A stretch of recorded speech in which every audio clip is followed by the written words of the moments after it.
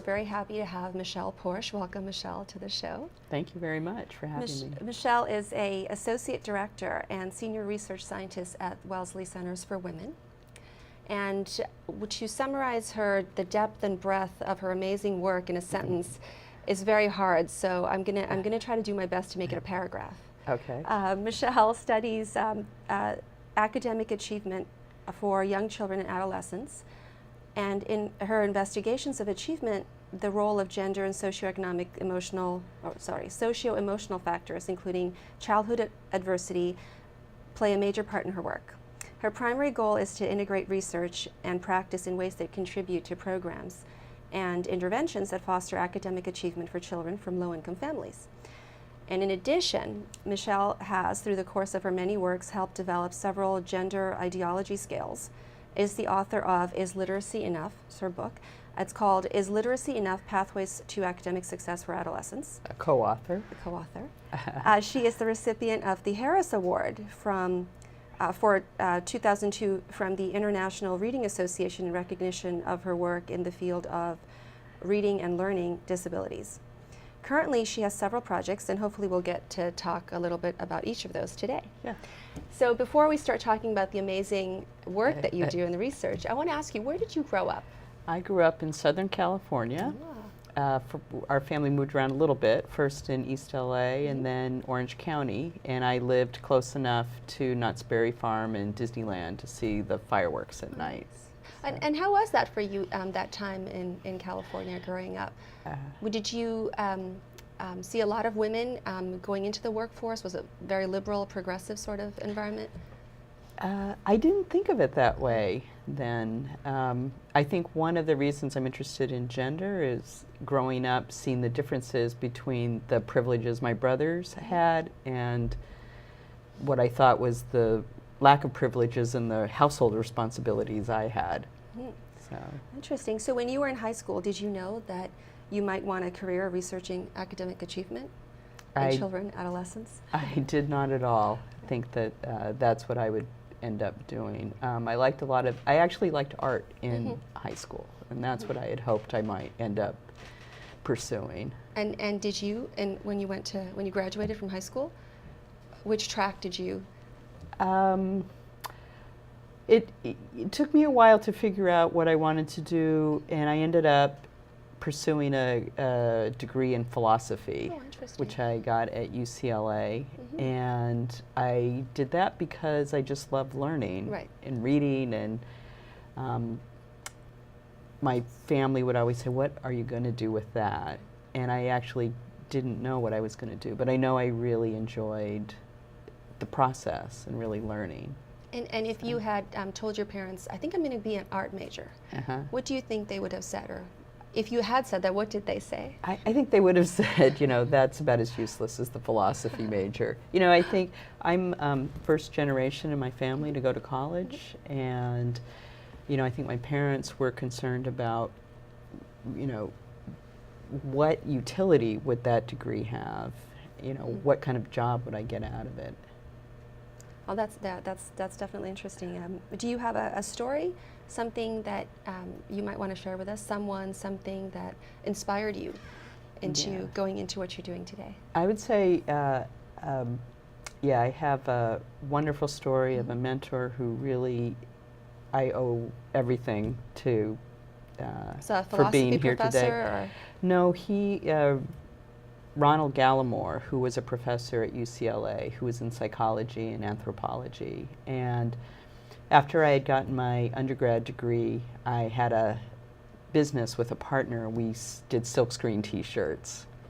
And I realized, after a while, I really needed to go back to school and figure out something else. And Ron was really important in steering me towards graduate school in education, because I said I was really concerned about kids dropping out of school. And he really felt like I could make a contribution, and he actually hounded me for a year to make sure I applied, and was very supportive. He kept on you. He kept on me. So a recent study that I completed was looking at dropout rates for young adults who may have been exposed to early adversity or trauma. What we found was that 16% of the sample reported that they had not finished high school. And when we looked at that, we saw that having some sort of early traumatic experience, such as traumatic loss, being exposed to domestic violence, having experienced physical or sexual abuse, those sorts of things were all highly correlated with substance abuse and conduct disorder. So what we found is that trauma, early trauma and adversity is related to school dropout as mediated by substance abuse and conduct disorder. And it also may be that early trauma and adversity affects school performance in general. Students may not do as well in school even if they don't drop out. Those are some further questions that we want to investigate. Earlier this month, you were part of a seminar series, and I know you do these seminar series almost every year. Yes, right? we'll have a series of 8 luncheons, approximately 8 each year. Each year. And so you were part of the series that was about bringing bringing mindfulness and reflective practices into the K through 5 classrooms. And it was with Pamela Siegel and Nancy McKay. Right. And I have to say, I didn't realize that you're both, all of you are intelligent women, and you have such lovely singing voices. Well, I wasn't a singer, so Pamela and Nancy were really the singers, so that was even a surprise for me. So interesting. I believe you conducted a survey of 25 teachers. Right. And I was hoping you'd tell us a little bit about the concept, the significance, and some of the preliminary results from your Sure. research. So Pamela Siegel actually developed this Open Circle program 25 years ago. They're just celebrating their 25th year. They have trained tens of thousands of teachers across the country in Open Circle, which is a socio-emotional learning curriculum. Right. And in this last year, Pamela and Nancy McKay wanted to really integrate and focus on mindfulness and reflective practice for teachers. So teachers might learn that themselves and also bring that back to their students. So really the self-awareness, attention, it might be some meditation. There are a lot of different activities that the teachers did for day-long trainings. And what I did was an evaluation of that program and looked at how the teachers responded to the training. They were overwhelmingly enthusiastic about it. They felt that it had made a difference for them in their own practice, working with children, being able to listen to them better, having the children be able to listen to each other better. And a lot of this mindfulness practice and reflective practice are things that maybe are already part of Open Circle, but it was just made more explicit. And the teachers, you know, we also did some surveys pre and post and had some significant changes in teachers' emotional awareness, some of the ways that they think about cooperation and influence in their classroom, and a few other things on socio-emotional competencies. And that's a very interesting topic because Open Circle is famous. I can't think of one area of education currently that's not using some format or application of the Open Circle principle. And that's ranging from Montessori school through public schools, through private schools all across the nation. And it's very interesting that you also focus, your research also focuses on teachers, the teacher side of the whole process, and how teachers who are better able to help themselves or learn for themselves are actually better in the classroom. And they feel better about themselves and less stressed.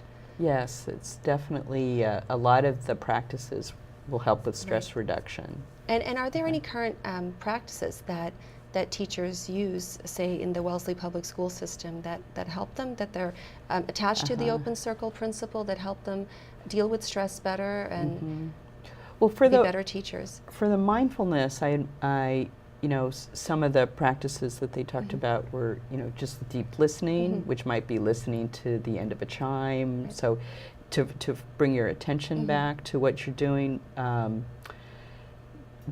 There are some moving meditations that teachers were excited about learning in this project, such as Tai Chi, yoga, so those might be things that are also being done with teachers in the school district here. And do you find through your research that teachers, if they go home after hours and they do things like relaxation techniques like yoga or stillness or listen to audio books on audio tape or something that calms them, do you find that that's better in terms of the research, more positive results on the teacher end of things?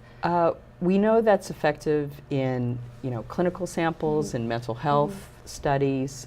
We really need to do a lot more research to figure out what's going on for teachers. So this is a pretty new area right now. That is fascinating. Yeah. It's fascinating. Are you currently involved with Open Circle and conducting research? Yes, the other big project they're doing a district-wide implementation in the Boston Public School Districts, and I'm helping with an evaluation to see how that's affecting teachers, their practice of using Open Circle, and we hope to get a sense of how that's improving kids' relationships with each other, behavior, attention, those sorts of socio-emotional competencies that also might improve their academic outcomes. Oh, that's fascinating.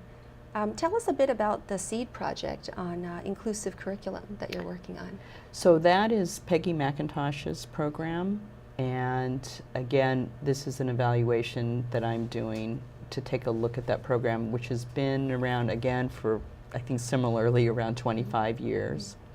I don't think up until now that there's been a formal evaluation of it, but the idea is that they do teacher training so that teachers can go back and do seminars in their schools, which are weekly meetings with staff personnel to really think about ways that they can make the curriculum more inclusive, to think about how they can be more inclusive with their students, to think about difference, to work against racism, and how those sorts of welcoming ideas in the school setting will help improve school climate and, again, ultimately learning to make that a better place. That sounds wonderful. And how are the surveys done in terms of research? Do students take surveys monthly, teachers? The teachers, we did surveys when they first started the training in the summer, and we also look at their written feedback that they do. They do newsletters to each other, so we analyze that data, and we have done extensive in-depth interviews with a sample of the teachers, 30 teachers, to really find out how that training has affected them, how they're able to incorporate what they've learned, what they expect their students might get out of this, and then we'll do another set of surveys at the end of the year, and we will be following one cohort of teachers for 2 years to see what sort of changes happen in their practice and how that might affect their classroom, their students, maybe and school overall. And is there a targeted area that in Boston that you prefer or that you're currently working on that's well, the SEED project is national, so we're actually talking with teachers from all over the country, all across the country, and getting survey data from teachers all across the country. Oh, that's wonderful. And this is interesting.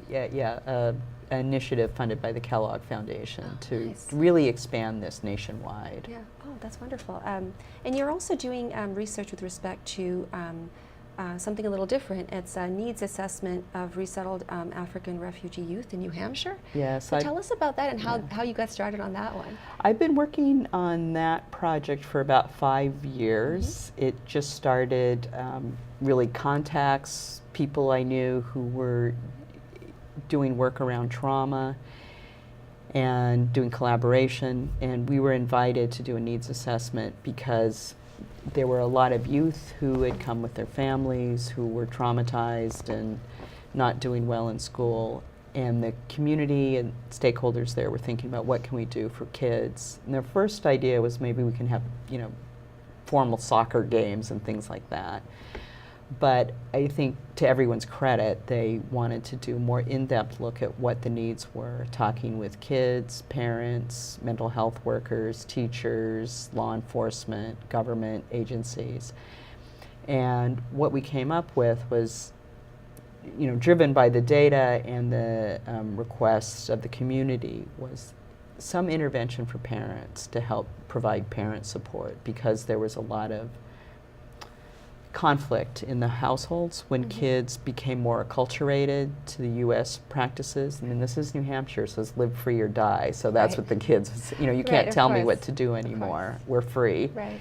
And the parents who are still, really traumatized by the experiences they had had before getting refugee status in the U.S. And that's really true of the American experience in general for all immigrants who come here, right. because they bring their cultures with them. Right. And then the second generation, there becomes some kind of dissonance between the parents and the kids, because they have different cultural experiences at that point. Exactly. I mean, as one of the community leaders explained to me, the parents felt like we are, we come over to America because we think it's a place for opportunity and to be safe, and we wanted to keep our kids safe. And now that we're here, we're losing our kids all over again. Right. So it just was really heartbreaking and distressing. So I think we developed a parent support intervention. It was a 12-week program. We had really good results with that for the mothers who attended, who really felt supported, had a lot of nuts and bolts information about how to work with schools, expectations in the U.S. about parent involvement, also information from mental health workers about what traumatic stress looks like, and how to work with their children, how to get referrals. We also talked about how family conflict between moms and dads affect the kids, various issues around acculturation. And they felt that was really helpful. One of the biggest issues, too, was around capital punishment, or corporal punishment, I'm sorry, because they're used to, spanking or hitting, or, and they couldn't do that here. Right. And that was one of the biggest conflicts. That's fascinating. Kids, That's interesting so. that would be the one, because we take that for granted here, right? But it's not so in other cultures. No, right. Tell us something about System, which I find very interesting. So that was a project I did with a few colleagues, Ann Noonan, who's now at Salem State University. And one of the things we wanted to know was what makes a difference for girls and underrepresented minority boys to stay involved in science, math, technology, and engineering. And we know that those are areas where we really need a lot more. We need more students, we need more workers, we need more highly skilled people to be involved in that. But there's just, not a lot of women who get involved in engineering careers. So the National Science Foundation funded us to take a look and see what are some of the factors that might influence retention for girls in those areas.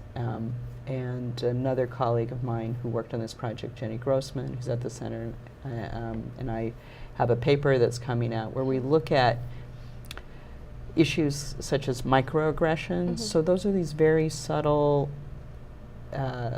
messages that somebody may get that are really about prejudice or low expectations, and how girls and women may be getting those sorts of messages about the things that they can't do, and how those are barriers to their success in going on to staying in a science or engineering or math career. And the gender ideology scale for women?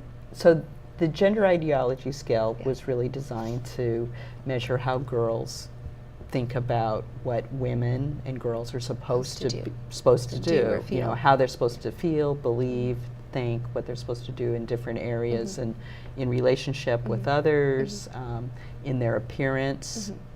Those two areas. And is that research ongoing, or do you have findings from that work? We do have findings. Deb Tolman is still really doing that Conducting. work. But you know, one of the things we looked at was these ideas that are very having very conventional ideas about how you're supposed to be in terms of femininity are negatively related to mental health. So girls may be more depressed. It may be related to appearance, like to feel bad about yourself and your appearance. And does that break along all ethnic, along all diversities, along all African Americans versus other, Asians versus other people? Is that like an equal? One of the things we tried to do when we developed that scale was to have items in that scale that would be applicable across racial and ethnic groups, and really try to work with a lot of girls from very diverse backgrounds to make sure that it was relevant across this diverse group. Well, you have you have a range of very fascinating research, and I would love to talk with you endlessly about it. But I really do want to ask you this question, which is, what advice would you give a Wellesley High School girl who's about to graduate and go into the workforce and pursue her dreams? My advice is to have confidence in what you're doing. I think I am always impressed with the students that I work with at Wellesley College, and I think those young women really embody the confidence, the skills, the talents to be successful in the world. And I think maybe what they have a lot of is confidence and the belief that they will not be held back by gender. Maybe that's half the battle. Sounds good to me. And again, your book is Literacy Enough? Pathways to Academic Success for Adolescents, and that's available on Amazon? Yes, it is. Perfect. And it, this is really, I point to this as, really what got me interested in more than literacy, but about these other factors that, the social, emotional factors that are related to academic outcomes. Right. So coming back to the question about Wellesley High School girls or women going into the workforce and living in today's world, what do you think of the women's movement? So we're at 50 years. So we're at 50 years at the anniversary since when it started. And where do you think women are today, modern women? I think modern women have a lot more opportunities than they did in the past, but I think we're still far away from where we want to be. And I think this work that we've done on microaggression really gets at this problem that hasn't gone away, that even though there isn't an explicit prejudice that women might face, I think there are more subtle forms of discrimination that can hold them back. I think that's why we're still, there's still these disparities in hiring. And which is one of the reasons that I find your research so fascinating, because it sort of gives different facets and different labels to the problem that has no name. Yeah. For many of us, and men or women. Right. I have one last question for you. So I wanted to get your thoughts on this. I read an article, I think it was New York Times, and that article quoted another article, a previous article from Forbes, which had a graph that talked about how early childhood education was dropping off. And it was correlatable to women entering the workforce, and it tracked it through the 1960s up to 2011. And I want to get your thoughts on that. So early childhood education effects? Is dropping off, and it's correlatable to the number of women that are entering the workforce. So women who have children under, say, 10 years of age. And as they go into the workforce, the supplemental education at home is steadily dropping off. True, though I think children have a lot of extracurricular activities at home. Education at home may be changing a little bit. What may have been traditionally women staying at home and helping with homework, may be replaced now by some activities. More formal activities, and dads can do that too. So. And there were some social scientists who were making the case that because of that, the general childhood development is also sort of progressing at a slower pace during school time or in school hours. That's monitored by teachers. That was one of the comments, or one of the proposed suggestions that they were making about that as well. I'm sorry, I'm not familiar with it, and I would want to know a lot more about how we might measure that.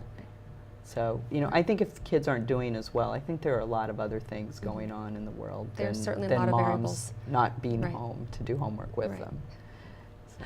Well, that's excellent. Thank you so much, Michelle. right. It was so fascinating. And again, your Okay. book is Literacy Enough? Yeah. Pathways to Academic Success for Adolescents, available on Amazon. All right. This was such a pleasure. Thank you again. All right, thank you.